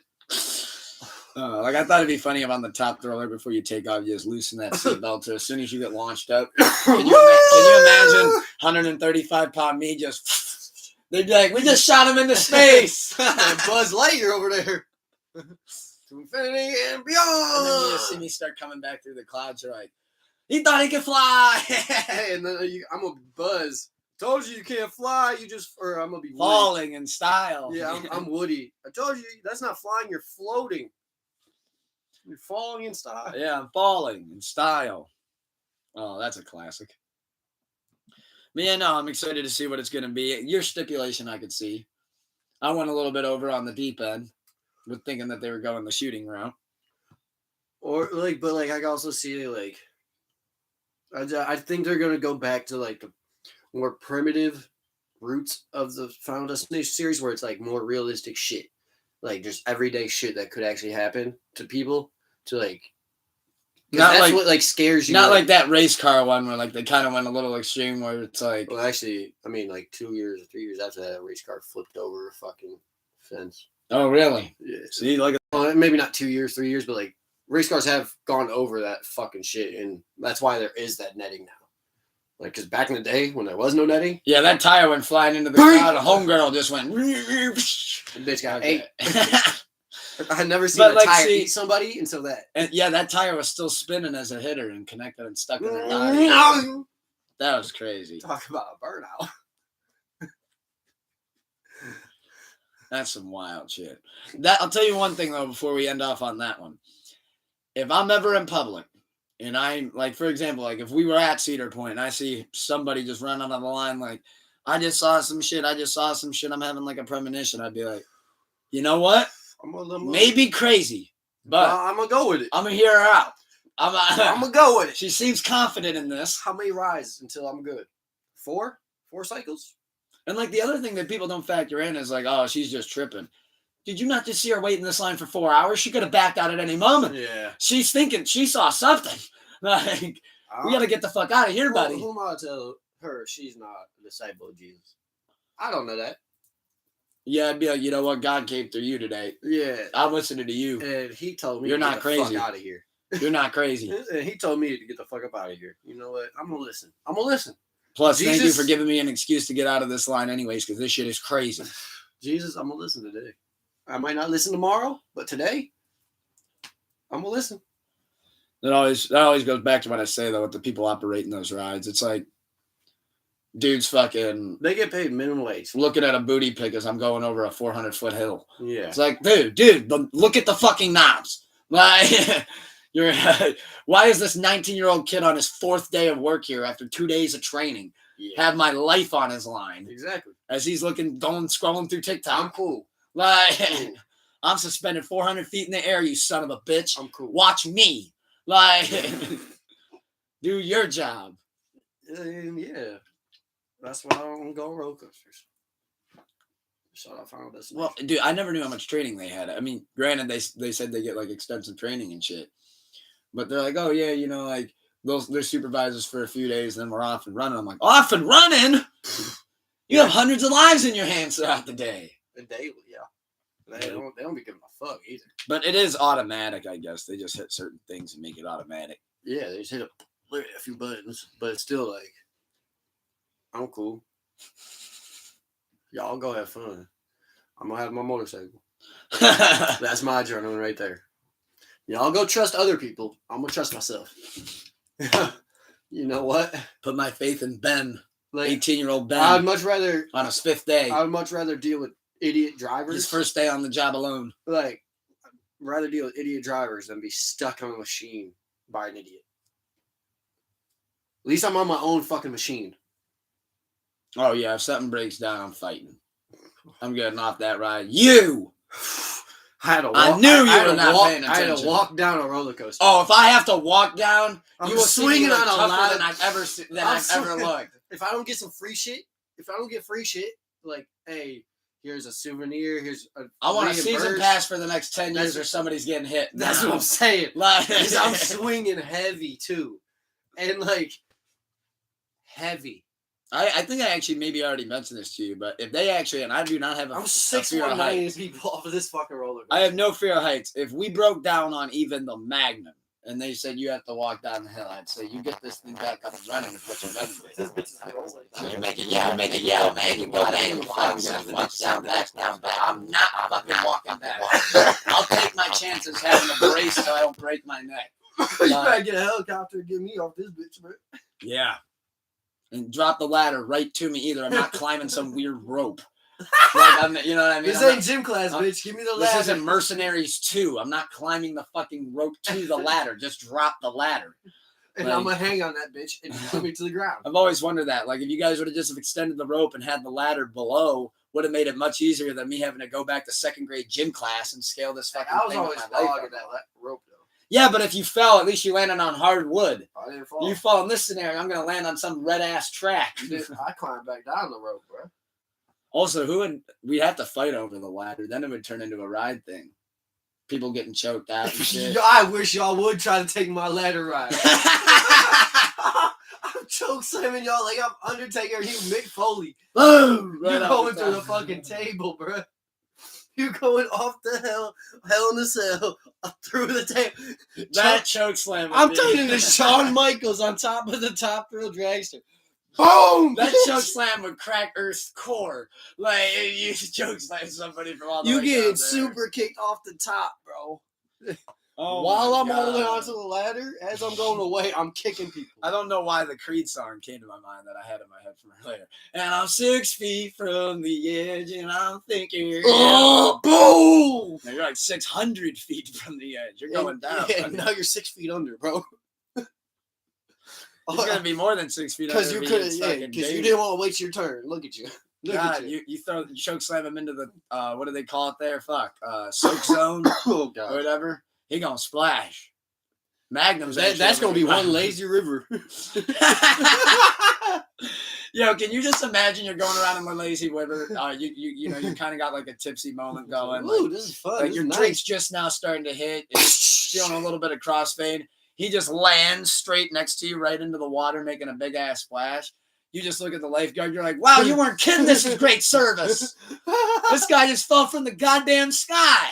He tried to refill my drink for me. Wow, this was $35. Nice. This is well worth it. You could go skydiving. I doubted it at first. You but- could go skydiving. Yeah. Hey, where did you do that at? Where do you sign up for that? You just look up. You look up. You see me. I'm the champ. I'm the champ. I'm the champ, He baby. just sees a Royal Rumble occurring on the Magnum. These people don't want to jump down. That's going to be the plot of the next Final Destination. If I don't get a cut, I'm gonna be pissed. They better. Oh, I got pee. I'm gonna go real quick. All good. I'll start to pivot into the next thing. Alrighty, well, before we talk sports, because I know sports is his main forte, we'll dive into a little bit of wrestling. We'll get the bad news of wrestling out of the way first. So, unfortunately, WWE does have new lawsuits against them. Holy shit, it sucks. But these lawsuits are kind of fucked up, and I just hope it gets Vince out of the fucking back. I hope it gets him entirely out of creative. I hope it makes it have no say. There's been claims coming out, though, that he was very racist towards the writers. Treated one in particularly like shit for trying to go against the other writers, for saying that Bianca Belair, they wanted her to do some fucked up shit. They wanted Apollo Crews to do some fucked up shit. One example, they wanted Mansoor to bring up that he was behind the 9/11 attacks in his promo. So, literally just started to dive into it. I just went right into wrestling. Skip sports because I know that's your thing. Yeah. But this new lawsuit just came out against WWE. Huh. And it's Who's that so? towards Vince and a couple of the other writers for this. You got a pop in here or no? Yeah. For discriminating against Ooh. one writer in particular who tried to go against the other writers because they wanted to have Bianca Belair specifically I saw that. and actually. Apollo Crews do fucked up shit. But the one that they actually have an example for Is it Bianca? was Mansoor, actually. Well, only thing they said with Bianca is they wanted to play her up ghetto. Well, and I heard that she has a lawsuit going with them because She jumped in on it. yeah, because she firmly was like, I'm not trying to say this shit. And then she was basically like, if Apollo you Crews don't, got sent back down to NXT because he didn't want to do the Nigerian thing. yeah, and they basically like, you don't have a job if you don't. So it was like I either lose my opportunity in WWE or I stand on my own morals. The Mansoor one, though, I'm surprised they went for this one. They tried to get Mansoor to say that he was behind the 9/11 attacks. Whoa. And literally, supposedly that was the one where Mansoor was like, What the fuck? one, I'm not doing that. One, that was America. And two, he goes, I'm not even Muslim. I'm Indian. Like, and they were like, oh, well, same thing.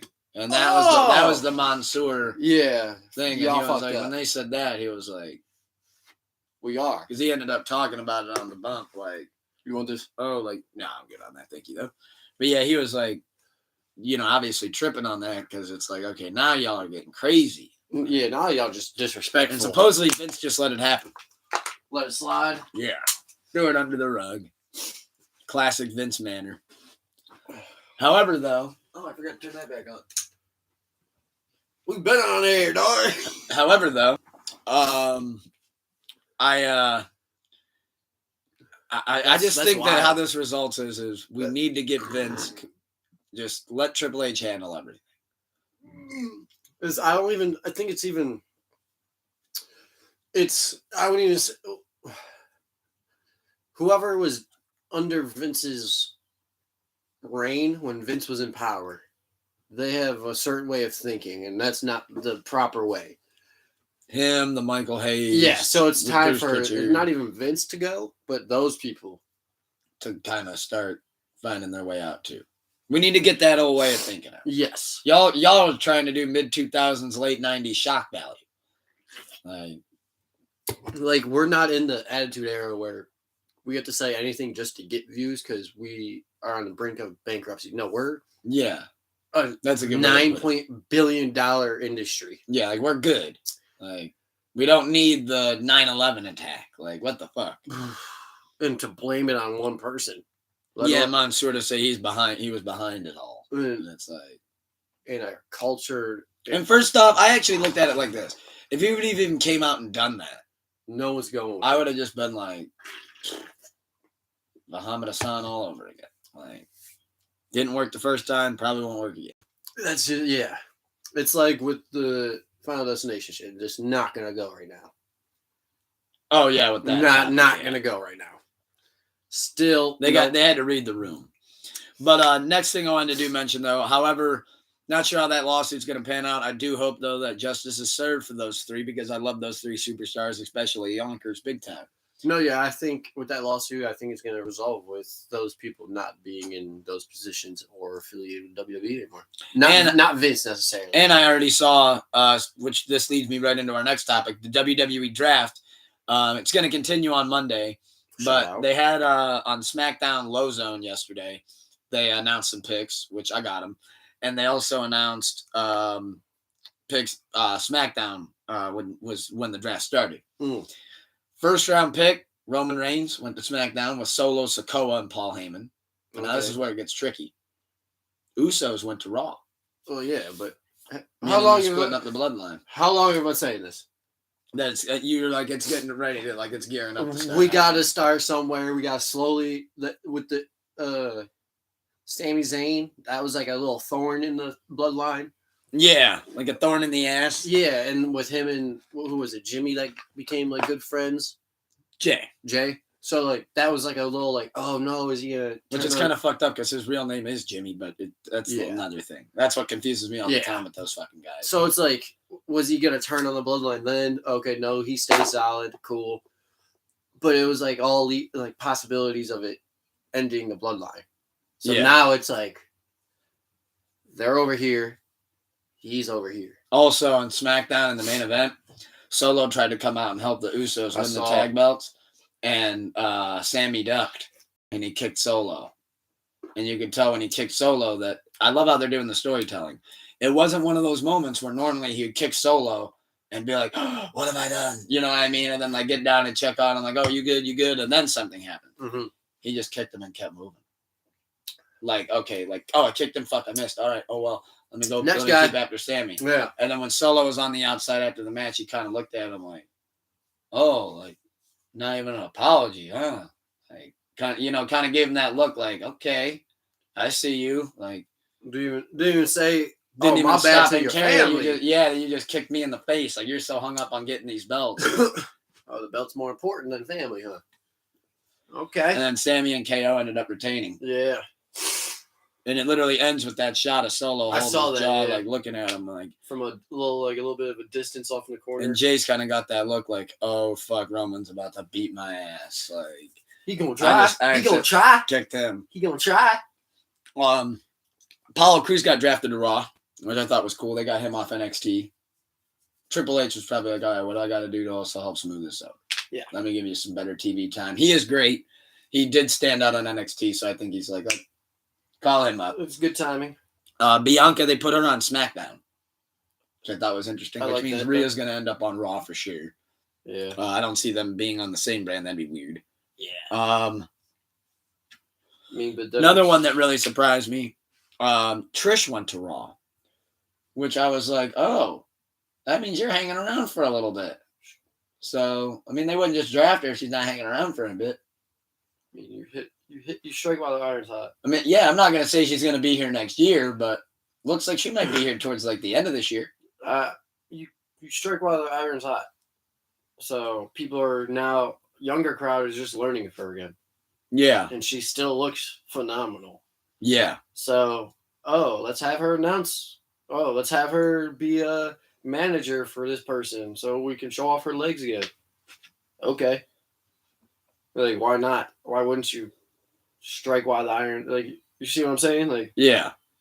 Well, people are actually like, she probably with her Hall of Fame induction, she probably gained like 1 million followers on Instagram. And they did not expect her when she put a new shirt out that it would sell the way it did. And I'll be honest, there was one deciding factor.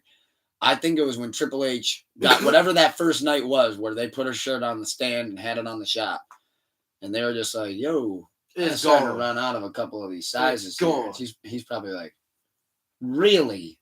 What about the kid sizes?" And they're like, "Those two." And he probably went, "All right, let's go talk to Trish. Yep, let's see if she's got some free time." Literally, all right, let's see what her schedule's like. Yeah, and she probably said, "Hey, I love it. I love it. I'm open. If they're eating it up, people are eating up her promos. The heel turn went great." So exactly. So, like I said, you strike while the iron's hot. And like when she was talking about it on the bum, she's like, "I'm just happy to be back. Like, surprised they she's like, I came back a couple times. She's like, been great reception overall, but she's like, but this time people are really like that Mania crowd on that entrance. You got one of the loudest reactions. That's what I mean. She's like, I know, I couldn't believe it. Like, and that's why you can't not capitalize on that. And when I watched the match back, there's actually a moment because she talked about it on the bum. She goes, "There's a moment where you actually see me at the top of the ramp." She goes, and my first thought was, I'm gonna fuck up my makeup. But she goes, "You actually see me shed a tear." She stands at the top of the ramp, and when she looks at the crowd, and they're all yelling, "Trish, Trish, Trish!" Yeah, 80,000 people. Like a tear like start streaming down her face. Like, wow, they still care about me. Yeah, so it's and like you said, new people that are like, whole new, yeah. And she's obviously great for the women's division, like just like mentor help, which right now needs the help. It does need the help. I mean, there's Io Skies and Dakota Kai's, but yeah, that's dimes a dozen, I think is the saying. But another person that got drafted to SmackDown that I was really pleased to see because I think he pump faked us all in that Logan Paul interview. Edge got drafted to SmackDown. And then his promo that he cut, he goes, "I'm not going anywhere." He did the Belfort.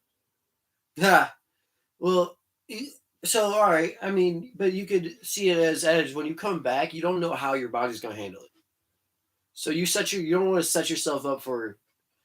You had to kind of feel it out. You don't want to set yourself up for disappointment. So you don't want to tell yourself, "Oh, I'm coming back for another 10 years. You got to be realistic. I'm 40-something now. Blah, blah. I'm older. I might only be able to do a few more shows, but I want to make them great. But now that you did those shows and performed great, and you're like, shit, well, I'm sore, but yeah, like, I got another maybe 2 years now. So now I'm not going fucking anywhere, at least for this year. Like, that's another one that I don't know if he's going to be here this time next year, but it looks like he's going to be here. That's what I mean. Is like, now he's like, I'm not striking while the iron's hot, but I'm going till my body says I'm done. I didn't know how my body was going to handle it, but now my body's saying, "Hey, we can still go. We're not retiring yet." And I'm sure he will retire in Canada, though. Natty got drafted to Raw. Where's next year's WrestleMania? Philly. I was actually thinking about going. I was going to say, if they somehow, like, do we know the year after that? If it goes to Canada, that's when he retires. If there's a WrestleMania that goes to... Oh, hell. Somebody said it. Arizona? Oh, never mind. I think the rumored place, it's not set in stone yet, but I think it's Arizona. Makes sense, though. But you know what I mean? If, like, somehow, some way, there was, like, a huge... No, but he's just going to go till his body says no more, basically. And when that day may come sooner than later or later than sooner. Let's hope that he can just stay healthy until that. Yeah, that's what, and I hope he doesn't go out on an injury. I hope he goes out on a good run and like all right, my body's now telling me like it's that it takes 5 days to recover from one match, not 2. Like Austin, he at WrestleMania 19 didn't tell The Rock until they were in the ring, and he said they locked up. He said, "I just wanted to let you know." He said, "This is my last match." And The Rock, when they locked back up, he said, "I'm gonna give you everything I got." We're going for an hour and a half. Yeah, they went for like 45, 50 minutes. And that moment at the end of the match when The Rock goes in that pinfall, you see him get up close to his ear, and Austin finally said what Rock said to him. He goes, "Thank you for letting me have the honor. I love you, brother." Yeah, that's dope. And he said too, right when he got him into the rock bottom, he goes, "All right, Steve, you ready to count the lights?" "No." Bam. You ready to count the lights? No. That means it's over. That's one of my top 5 greatest matches of all time. That last stunner that he gives The Rock, where he sells it so fucking hard that he rolls out of the ring, and Austin goes to look at him and it's just like, what the fuck? Oh, he really did it. Like, he blocked so hard he went fucking over the fucking top rope. The Rock ended up saying, he's like, "I didn't even mean to do it." He's like, "Eventually my body's like halfway over it." And he's like, "Oh, time to go. Time to go." He goes, "I had to give him that for his last stunner. I had to fucking flop." Hey, he did it too. Austin even broke character for a second, started laughing like, "Wow." Street Profits drafted to SmackDown. Obviously, wherever Bianca goes, Montez goes. Becky went to Raw. They haven't said where Seth is going to go yet. I do believe that one of Becky's stipulations is he has to go to Raw. Oh, wait, nope, you're right. Yeah, he did get drafted to Raw because he had the World Heavyweight title promo, which we're going to get there as well. This one I really like. This is actually one of my favorite picks. Monday Night Raw drafted the Imperium, Gunther, and the other 2 bums. But I think the one named Ludwig. But they got Gunther. Yeah, they got Gunther. I don't know what that guy's name is. I can promise you that. Yeah, I don't know. He gets pinned anytime they have a 6-man tag match, so I know that. First one going. Yeah, they always make him, "You're the one taking the fall." That's the reason I at least know his name. They never let Ludwig take the fall. And they're certainly not going to let Gunther lose. But no, him to Raw is pretty cool. There was the Edge to SmackDown. Matt Riddle went to Raw. So that was pretty dope. So Randy's going to Raw. Yeah. Damage Control to SmackDown. Hilarious. Shinsuke to Raw, which I was surprised that they made that like such a big name pick. I was like, Shinsuke. Trying to move him up. I can see it. This one really caught me off guard. What are their names? Alba Fire and Isla Dawn. They drafted 2 the NXT Women's Tag Team Champions. Okay. Now, what confused me about that is, what are you going to do with the belts? Which leads me to my next one. They drafted the NXT Women's Champion to Raw, Indy Hartwell. Well, so obviously they're like we said, the women's division needed help. Yeah. So they're bringing new women's talent. Which, from what I've seen, Indy Hartwell's really good. The other 2, I'll be honest, I think I've only seen like a match or 2. I haven't really seen too much. I don't know what to expect. I don't know, but I'm just saying, like, they're trying to bring new light, new talent, new eyes to the scene, new energy. Fresh talent. Yeah. Like people that are young to where then you're not just leaning on the you can't, Trish's, Becky's, I was about Bailey's, to say, you can't have fucking Trish go out there at 38. Hey, I need you to perform 3 matches a week. Like, you should be like, what? Yeah, how much? I'll give you 1 a month. Like, if you're paying me $4 million a week, I could do that. My gosh, shit. Bobby Lashley's going to SmackDown. Drew McIntyre to Raw. AJ Styles is back and healthy. That was cool to see. The OC went to SmackDown. Yeah, like AJ. The Miz is going to Raw. Oh yeah, I love AJ. You mean you've heard me say this before? He's not my favorite, but best wrestler on the planet right now, active. AJ Styles. He's one of those dudes that could wrestle a broomstick. Great energy. Yeah. Like the dude could wrestle a broomstick and it could be a 5. He's like if you combined like Kurt Angle and RVD.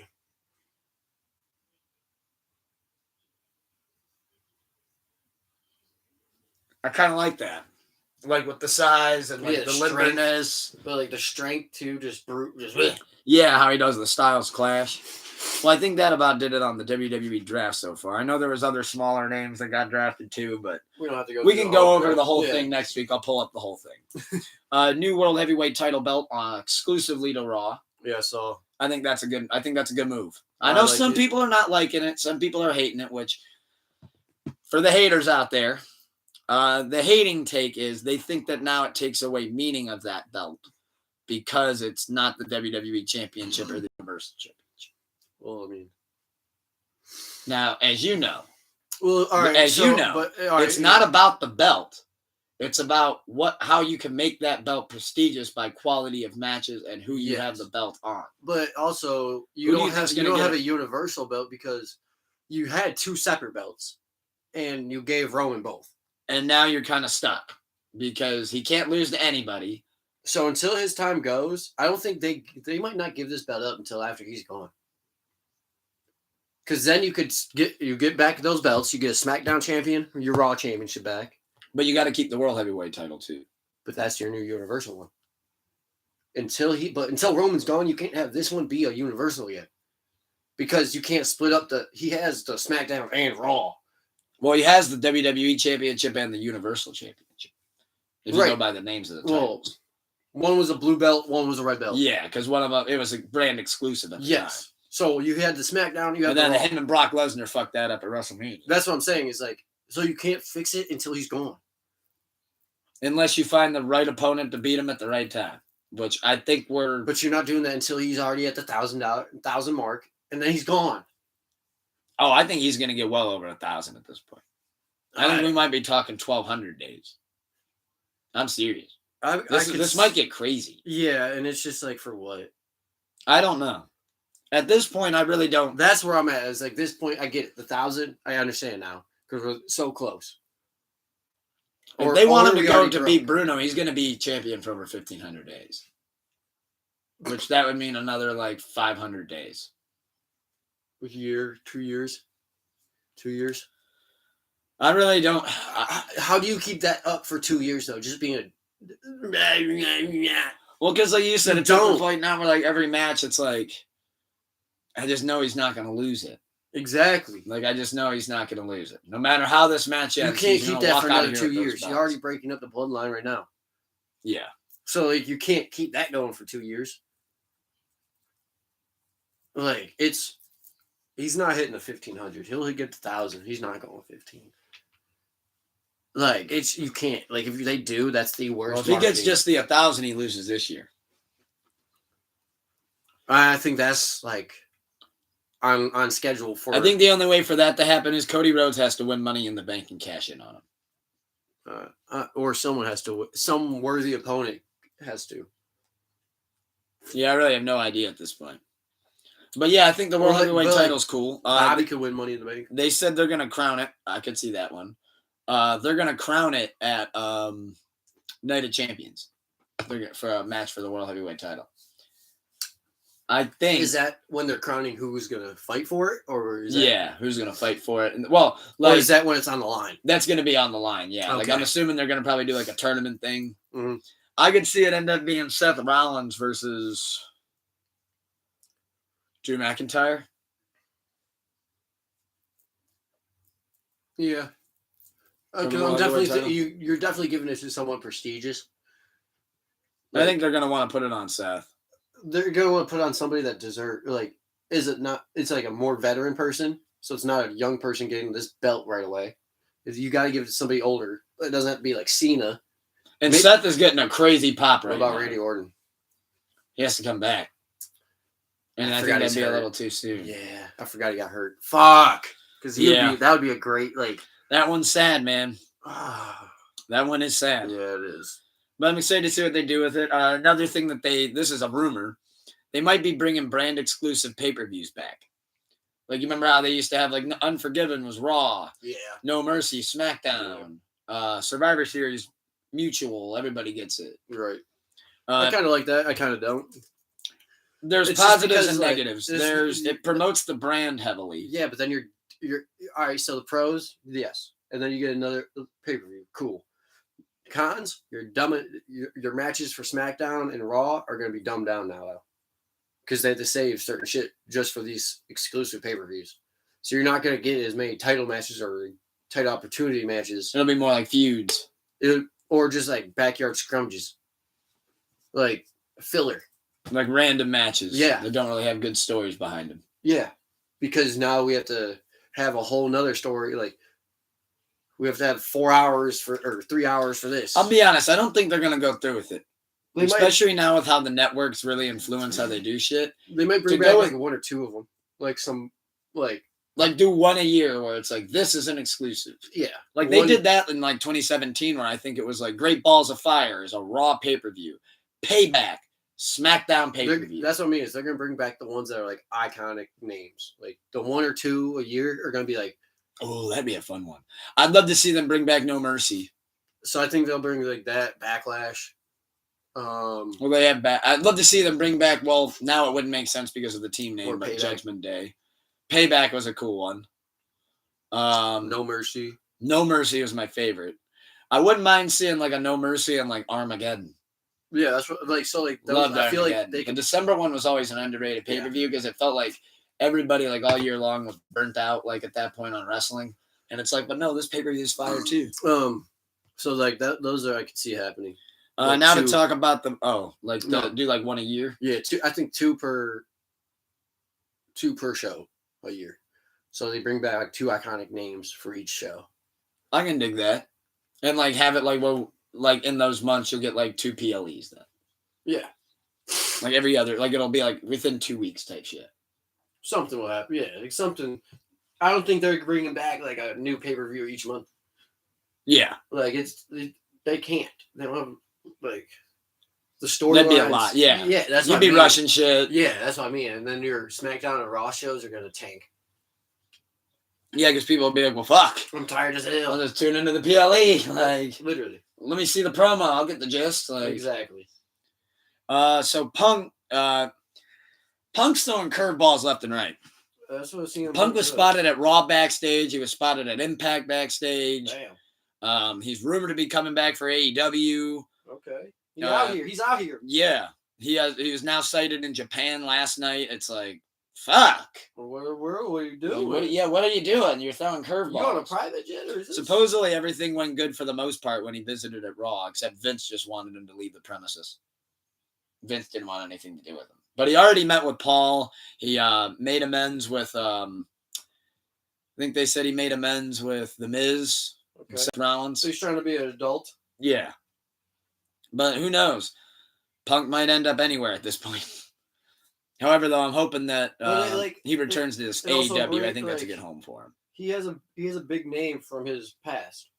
So when he's doing all this shit, like when he's in Japan, people are like, okay. Oh, that's CM Punk from WWE, or oh, that's him from AEW.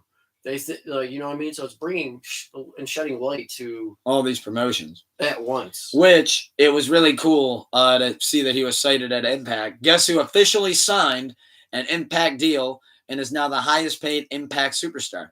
Who was that? Naomi, aka Trinity, to Impact Wrestling. Hey, shout out. Just had her first match. Her new finisher looks fucking awesome. As always, in great shape. Goes without saying. She killed it. That's dope. And became the highest superstar on the roster right now at Impact. Deserved. Oh, yeah. And especially with Mickie James, who just retired. That opened up the checkbook for him, and I think they were finally able to give Naomi what she was looking for. Good for her. And like I said, her first match, I watched it on YouTube. Went about 18 minutes. Okay. Looked like she had missed a step. If anything, she looked better. Good performance. That's always good. She didn't do any moves with the cheeks, though. So that leaves us with sports. All right. NBA playoffs update. Well, last week we had hope. Obviously, now it's all gone and we're in the second round of the playoffs. But Cavs lose 4-1. It happens. And I mean... Well, you called it last week when you said, I'll know how we look. If we come out there next game and look like shit, they didn't have confidence. And that's like...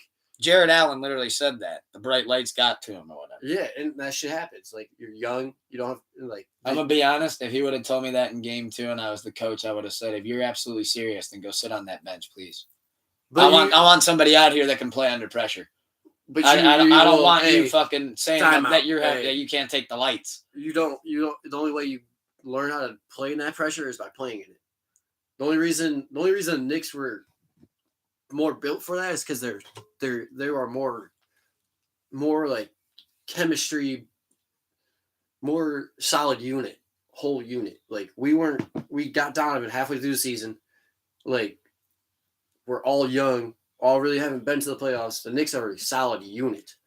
So like they're like, fuck it. We're together, like Knicks played well. And that's what it was. We didn't. And they out rebounded the fuck out of us. Yeah. So like all credit to the Knicks. They lost to the Heat today. So they're down 1-0. Oh, okay, they lost already? Yeah. Okay. So they're down 1-0. I know the Heat. Oh, that was in the Garden too. Yep. What was the score? 108-101. Okay, so it wasn't a blowout. No. See, okay, so who do you want to win that series? Heat. Yeah, me too. I wanted the Heat to win their last one. I want the Heat to win that too. Oh, dude, that last Heat series, that game, I actually was watching that when he made that buzzer beater. Holy shit. Wild. Like, I've never seen, like, literally it touched his hands and he, like, bopped it up like a volleyball. Boop. Like, that was literally, yeah, that was fucking perfect. Playoffs have been really exciting this year. Shout out Eric Spoelstra, phenomenal head coach. He subbed out, before that play, he subbed out Bam Adebayo, their center. So the Bucks head coach subbed out Brook Lopez, their center. So a 7 fucking footer wasn't on the floor, and Jimmy Butler was able to do that. So shout out Spoelstra for that heads up. Like, hey, if we take our big dude out, they'll probably take their big dude out. Okay, they did. Perfect. Jimmy, go fucking boom. Is Game 7 of the Grizzlies and Warriors today?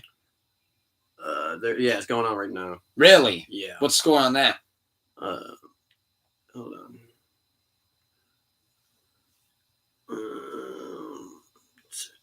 Halftime 58-56 Kings. Ooh. Yeah. I might have to catch the rest of that one. Yeah. Yeah. That's a special series right now. I want the Warriors to take it though. I don't. I got money on them, bro. I don't. I mean, I just want something now. Like after like game 2, I wanted the Kings because I was like, all right, bet. Let's get something new. Let's get some new energy. Like once I saw it was possible that they weren't just about to get swept. I watched some of that Nuggets Suns game last night. Yeah, that was a blowout. When I was watching, it was a good game, but I saw it looked like the Nuggets stole away. Yeah, right? Jokic was running hot. Jokic was playing aggressive. Yeah, they got a deep team. Like Suns, basically KD kind of realized like, oh, okay, I gotta put up 50 to win. Like, I saw he was balling. Yeah, he was doing his infamous step back, fucking. Yeah, and even after the thing, the post game, they were like, oh, like he was like, I mean, they just played great. Like, he's like, were you surprised? He's like, no, they're the fucking number 1 seed. Like, I'm not surprised. That's what they do. Like, and kind of in his head, he was like, you could kind of tell, like, oh, he knows. Like, him and Devin Booker and Chris Paul are about to have to put up, like, really ball. Yeah. They're in practice going, yo, guys. It's time for us to be Kevin Durant. We need to take this up a next level. Yeah. It's not, I might have to drop 60 on their head, like, type shit. But, yeah, right now I like how the playoffs are shaping up, like a lot of the series, a lot of the games. They've been really competitive, really fun to watch. Yeah, and this is just out of the first round. I got to admit, it was cool watching LeBron silence the Grizzlies. Oh, I loved it. Yeah. Like the Grizzlies, but Dylan Brooks had that coming to him. That's stupid. He's already off the team, isn't that weird? Really? I believe he's already a free agent. Oh, yeah, and they said just like that. Yeah, so that's always fun. Oh, poor Cavs. The Rocket Mortgage is a house of blues of its own. Not poor Cavs. We're gonna be back next year. You think so? Yeah, we got it. As long as we keep like our core intact, get another shot at it. Yeah. Well, now to talk a little bit about football. Football. Aaron Rodgers to the Jets. Aaron Rodgers is on a plane. In fact, he's in New York now. I think he was at MSG today or whatever. I mean, the deal finally got done. What do you think on it? Good move, bad move? I like it. You think the Jets are now looking good? They're playoff caliber team now. They're a Super Bowl contender now. You think so? You get Aaron fucking Rodgers to a bum ass team, and Jets had a good defense. What's the receiving core look like? Well, they brought Alan Lazard from Green Bay. Oh. But I don't know exactly their core. I didn't know they got Lazard. That means Rodgers must like that kid. Yeah, that's who he was with at the hockey game with. Oh, so he's friends with the guy. Yeah. But I mean, you get some talent, you get some threats around him on offense. You could you could make some noise, and your defense, instead of like having your defense make a stop and then Zach Wilson last year fucking up and your defense has to like make another stop. Now you have Aaron Rodgers who could go get a touchdown. And then, my defense makes another stop. Oh, now we're up 14-0. Not 0-0 or losing. That's a good point. Like, you have a chance. Like, Jets, they might very well become a threat. Where do you think they fall in the division next year? They already are a threat. Do you think they'll be over the Bills or under the Bills? Because I think they'll be above New England. Depends. I think they'll be above Miami. Depends on where DeAndre Hopkins signs. What up, good brother? All depends where DeAndre. If DeAndre goes to the Bills, I got the Bills higher. DeAndre goes to neither of those teams, I could see them battling it out. The Jets and the Bills. Like, what up, man? You say, hey guys. What up, dude? What up? Good brother from Twitter, where I met him, I believe. I would, in general, though, take the Bills. Absolutely, I know that picture. So it's in that division. I think it's the Bills, Patriots, Dolphins, and Jets. Yes, I would go. You're starting from bottom up or top bottom? 1 through 4. Okay. I'm gonna go right now. Just off tops. Probably gonna go Bills, Jets, Dolphins, Patriots. I like that. I agree with that. I actually do agree with that. I would hot take it, but I won't hot take that one. Yeah, that's my general feel. How do you feel about Lamar Jackson re-signing to the Ravens? Which I believe he becomes the highest. Did I see that right? Highest paid? Yes. Highest paid. Yes. Rightfully so.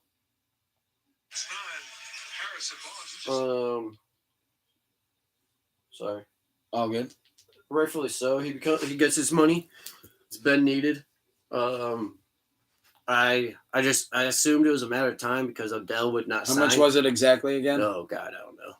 It's like a 280. I don't know. Look crazy. He's getting 51 a year. He finally got his bag. Yeah, he got what he was deserved, and Odell. I mean, it was a matter of time. Very much deserved because Odell wouldn't have signed before if he didn't know Lamar was coming. They had a good, at least a great inkling on it. Yeah, like even if it was just for 1 year, like you're not signing. Odell's not signing without a quarterback. Like when he could have possibly went to the Jets with Aaron Rodgers. Like, that's a good point. I guess. NFL draft recap. I knew we had one more thing left. Draft recap. Did you watch it? Did you pay attention to it? I watched some things. I watched some. I didn't pay attention to the Browns. I was watching the Eagles. There wasn't too much to catch with the Browns. I know the Niners had 3 third-round picks. Eagles fucking turned up. Texans turned up. Texans drafted and then like traded right back to the next pick, so they picked like 2 in a row. I saw the Panthers' first pick was good. Bryce Young, they took quarterback. CJ Stroud went to the Texans. Dan liked the Falcons pick. Oh, that running back. They got a running back, and supposedly he's really fast. Okay. Like a Gale Sayers type situation. Okay. Not like big frame, but just really fast. But I know the Niners. I don't know when the rest of the draft is, but I know that they had 3 third rounds, and it looked like the Browns only had third rounds too. I want to say, but I do believe that about closes and puts a fork in episode 36 of Pull Up a Chair. Already. House of Blues. Once again, had a great, wonderful time at the Lil Wayne show. Shout out Wheezy F Baby and the F's for what a fucking great Friday night. Hey. That was a great show. Had a great time. Drank a couple 6 on the beaches. Had a lot of fun. Put a dent in the wallet. Couple things came out new music wise to go check out. New J Skis, Conway the Machine, Emotional Oranges, T Grizzly, G Herbo, and there's some other joints out there as well too. Miguel, yes, new Jack Harlow. Check that shit out. Tell us what you think. Let us know what you guys want us to talk about for next week, as always. And if you don't know, it's Mr. Keep the Love High and the Hate Low. Yes, Mr. Super Fried Snook off the top rope. You already know what it is. You have a great one too, brother. Stressed.